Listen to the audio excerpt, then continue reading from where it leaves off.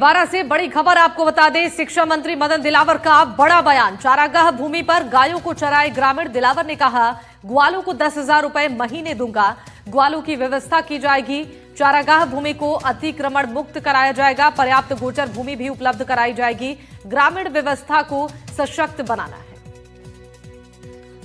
आप तो समझते हो, आप नहीं समझ तो हाथ खड़ा करो।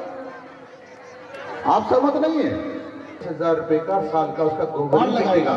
10,000 का जो भी पैसा होगा मैं दूंगा, मैं दूंगा।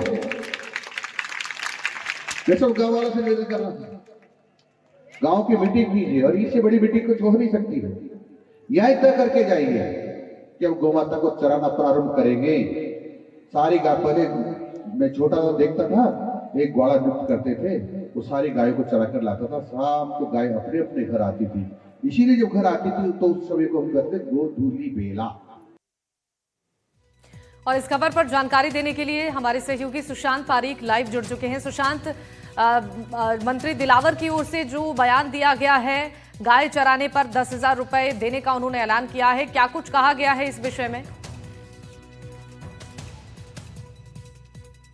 देखिए, बारह में एक धार्मिक कार्यक्रम में वो शिरकत कर रहे थे और इसी दौरान चारागाह भूमि पर कब्जे की बातें उठी, गौपालन से जुड़ा हुआ मसला उठा। तो उन्होंने कहा कि जो किसान हैं, पशुपालक हैं, वो ग्वाला अगर बनते हैं, वो गायें चराने जाते हैं चारागाह भूमि पर, तो एक तो वहाँ पर कब्जा जो किया जा रहा है वो नहीं होगा। अगर कोई आएगा शिकायत करेगा तो उसके खिलाफ एक्शन भी लिया जाएगा। दूसरा, अगर वो लोग जो गोपालन से जुड़े हुए हैं वो गायों को चराने जाते हैं, गोपालक बनते हैं, तो मैं उन्हें खुद 10,000 रुपये प्रति माह दूंगा। ये बयान कोई सरकारी आदेश नहीं है, ये उनका अपना पर्सनल बयान है, निजी बयान है। और अब वो किस योजना के तहत 10,000 रुपये देंगे या जेब से देंगे, ये बिल्कुल उन्होंने स्पष्ट नहीं किया। और क्या ये आदेश केवल 12 जिले के लिए है या पूरे प्रदेश के समस्त गोपालकों के लिए है, ये भी उन्होंने साफ नहीं किया।